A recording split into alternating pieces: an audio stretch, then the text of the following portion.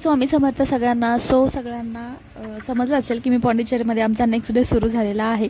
सकाळी सकाळी ब्रेकफास्टच्या आधीच आम्हाला भूक लागली, सो आम्ही समोसा आणि चहा मस्त एन्जॉय केला आणि नंतर गेलो माहिती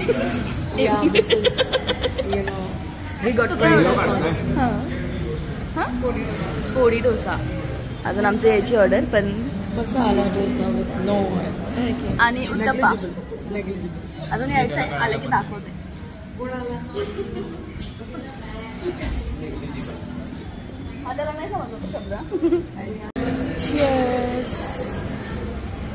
माझंच येत नाही यार तोंड.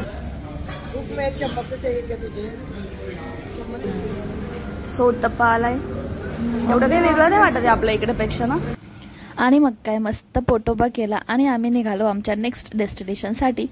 रोडवर मस्तपैकी सगळ्यांनी ब्लूटूथ स्पीकर वगैरे आणलेले, सो मस्त सॉन्ग, छान वेदर. माहिती आहे ऊन होतं पण खूप आमच्यामध्ये एनर्जी होती आणि आम्ही मस्तपैकी गाणे ऐकत ऐकत असा आनंद घेत चाललो होतो नेक्स्ट डेस्टिनेशनला. रस्त्यामध्ये खूप मजा केली, खूप छान छान सिनिक व्ह्यू बघितले, ते सगळे तुम्हीही बघा विथ म्युझिक. मी छान तुम्हाला समोर दाखवणार आहे. तसं आपण सगळं एन्जॉय करत करत पुढे जाऊया.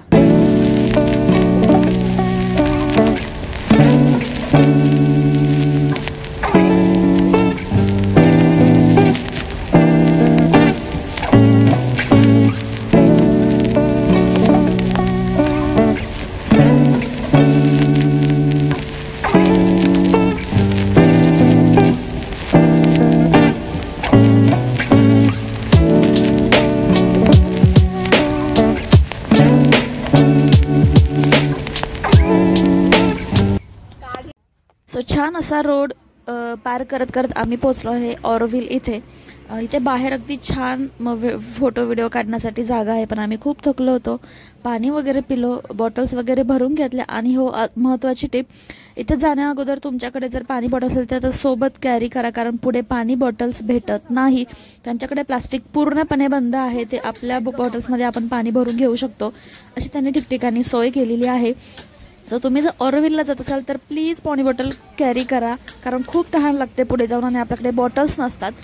सो चला पुढे जाऊया. हे पण रोड छान आहे. अरे रोड किती सुंदर आहे. रोडची मजा घ्या. मला आधी सांगितलं असतं मी स्पोर्ट्स शूज घालून आले असते, घेऊन आले असते घरी.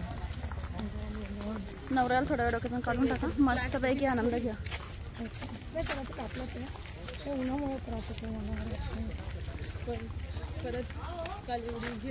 एक मिनिट असं धरशील का? मी चालत येते. असं धरशील मी इथून चालत थांबायचीच ना. आणि असंच थोडीशी मजा मस्ती करत करत व्हिडिओज, रील्स, शूट करत करत आम्ही निघालो.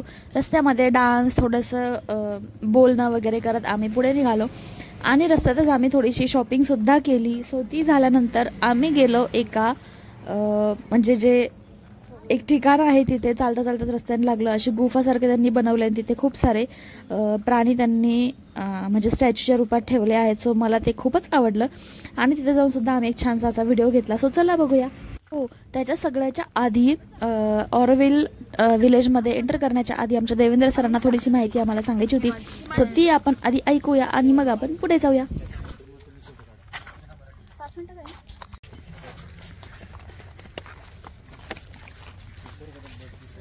सर चालू करो. सो आप लोग कल औरोबिंदो आश्रम गए थे. औरोबिंदो आश्रम का जो विलेज रहता है उसको हम लोग बोलते हैं औरोविल.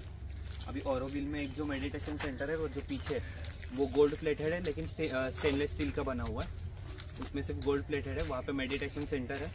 मेडिटेशन के लिए आपको 2 दिन पहले बुकिंग करना पड़ता है या फिर उसके भी पहले करना पड़ता है, अगर बुकिंग मतलब आपको मेडिटेशन वगैरह करना है तो.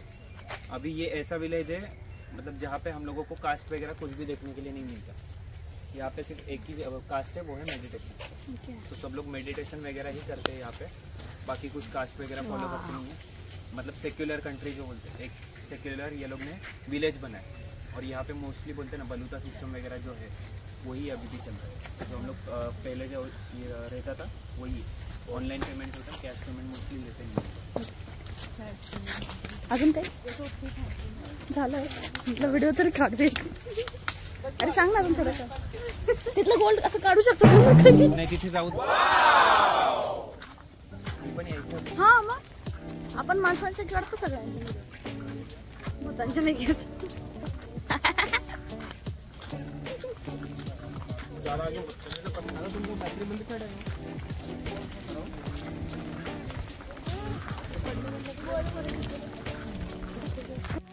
सो हेच ते म्युझियम ज्याच्याबद्दल मी तुम्हाला बोलले होते. आणि आम्ही छान तिकीट काढले आणि मध्ये गेलो.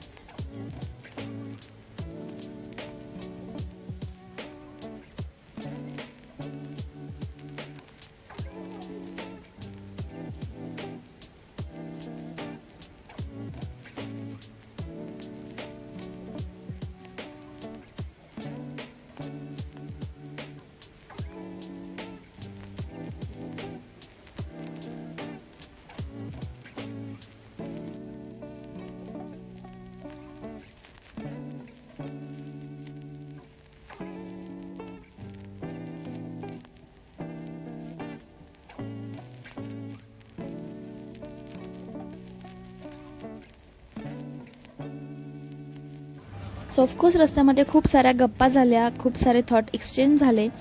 आणि ऑरोविल विलेजबद्दलही खूप सारी चर्चा झाली, कारण तिथे कोणतीही कास्ट सिस्टीम नव्हती. तिथे फक्त एकच कास्ट मानली जात होती, ती म्हणजे मेडिटेशन.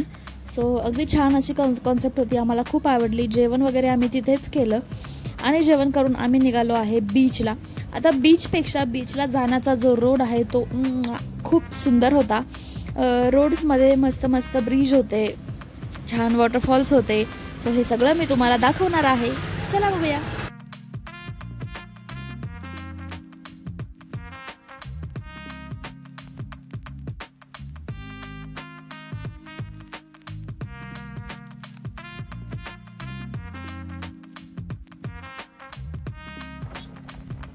हाच तो ब्रिज. खूप छान वाटत होतं, खूप सुंदर हवा होती, वातावरणही खूप छान होतं. सो मस्त आम्ही हा व्ह्यू एन्जॉय करत करत पुढे गेलो.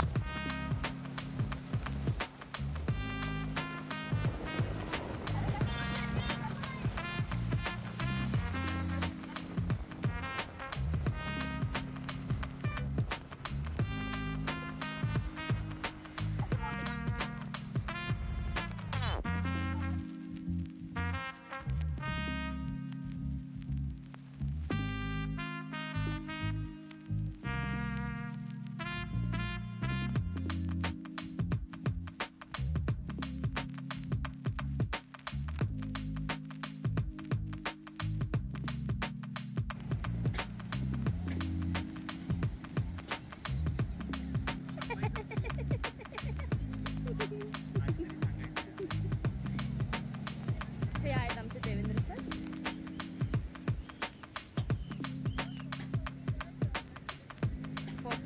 आकाश भारी दिसतंय एकदम. आणि अशा प्रकारे आम्ही बीचवर थोडंफार एन्जॉय केलं. थोडं राईड्स वगैरे होत्या, त्या केल्या काही मुलींनी. आणि आम्ही निघालो बॅक जर्नीसाठी. आता ही बॅक जर्नी संपली आणि घरी जाऊन आम्ही मस्त परत स्ट्रीट फूड वगैरे खाल्लं आणि छान झोपी गेलो. हे तुम्हाला मी यासाठी सांगते कारण नेक्स्ट डे सुद्धा मी तुम्हाला याच व्लॉगमध्ये कंटिन्यू दाखवणार आहे. आणि तो डे अगदी अप्रतिम आहे. माझं जे बकेट लिस्टमध्ये जाण्याची जे ठिकाण होतं त्या ठिकाणी मी जाणार आहे. सो पुढचा व्लॉग कंटिन्यू बघा, शेवटपर्यंत बघा, कारण ते मी तुम्हाला दाखवणार आहे जे माझ्या बकेट लिस्टमध्ये होतं. सो चला बघूया, डिरेक्टली जम्प करूया नेक्स्ट डेवर. सो नेक्स्ट डेला अशी छान बसमध्ये आम्ही निघालो चेन्नईला जायला. चेन्नईला गेल्या आम्ही पहिले गेलो चिदंबरम टेम्पलमध्ये आणि त्याच्यानंतर गेलो आम्ही माझ्या बकेट लिस्टच्या डेस्टिनेशनला. सो जाताना खूप सारा डान्स मजा मस्ती सगळं झालं. चिदंबरम टेम्पलही अगदी छान होतं. तिथल्या व्हाइब्स खूप पॉझिटिव्ह होत्या. तिथं गेल्यावर खूप असं कॉन्सन्ट्रेशन फील होत होतं, एनर्जी फील होत होती. सो बघा तुम्ही. आणि त्याच्यानंतर आपण जाऊया मँग्रोव्ह फॉरेस्टला.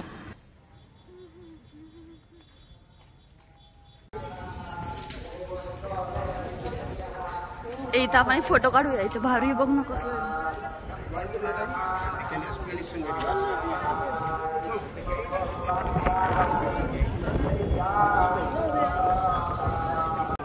नटराजा का मूर्ति ओरिजिनल नटराजा का मूर्ति।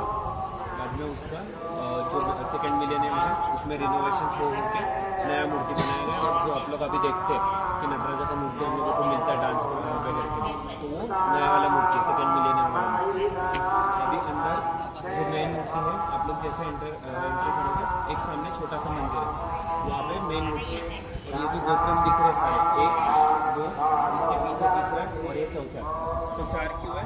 4 अलग अलग डायरेक्शन के 4 ये डोर से, ये ईस्ट में, वेस्ट और ये नॉर्थ और साउथ।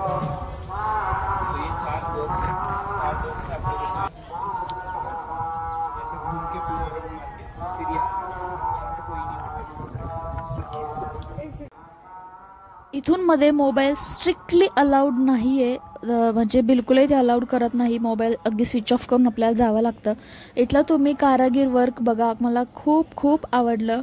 आणि मध्ये जाऊन आम्ही मोबाईल बंद केला आणि नंतर आम्ही पोहोचलो आमच्या नेक्स्ट डेस्टिनेशनला, ते म्हणजे मँग्रोव्ह फॉरेस्टला.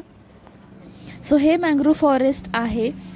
खूप छान अशी ट्रेक होती. याचं जे तिकीट आहे सगळं ट्रेक पांड्याकडेच होतं, पण आम्हाला अजूनही मध्ये जायचं होतं ट्रेकिंगसाठी, किंवा आम्हाला अजूनही मध्ये जायचं होतं बोटिंगसाठी, जिथे की खूप छान असे इंस्टाग्रामेबल व्ह्यू होते.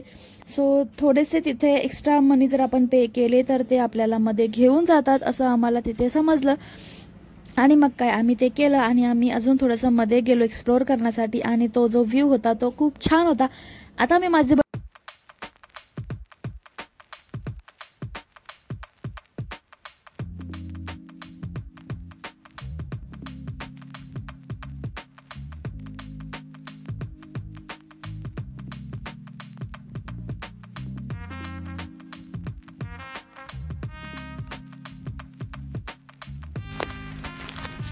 इकडे बघा, लगेच बघ ना कशी.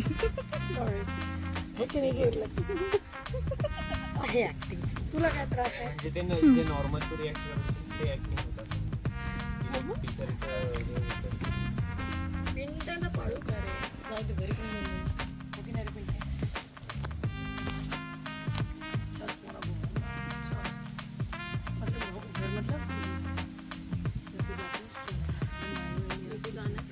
त्यांनी आपली स्कूटी घेऊन घेतली ना.